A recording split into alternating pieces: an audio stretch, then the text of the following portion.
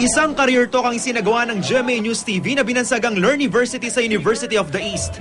Dito, ilang professional mula sa iba't ibang industriya sa Pilipinas ang nagsalita. Kabilang si Chef Saudal Rosario sa larangan ng culinary arts, si GMA Senior News Correspondent at Quick Response Team Anchor Jiggy Manicad para naman sa larangan ng broadcasting. At si GMA New Media Incorporated General Manager Dingdong Kaharian para sa Information Technology. Pag minsan kasi may mga mali silang expectations o kaya parang over expectations, para dito pa lang na-cure na natin, naitatama na natin para maiwasan. Well, it's very important. It's an enabler. It allows people to do things more efficiently, faster. Layo ng Learniversity na tulungan ang mga graduating students sa kanilang pagtapak sa mundo ng pagtatrabaho.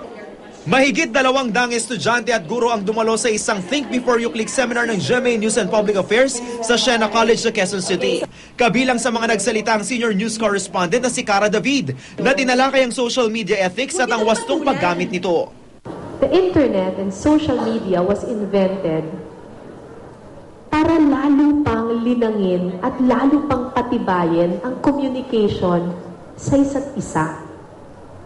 So huwag nating gagamitin ito para masira or maputol yung communication natin sa isa't isa.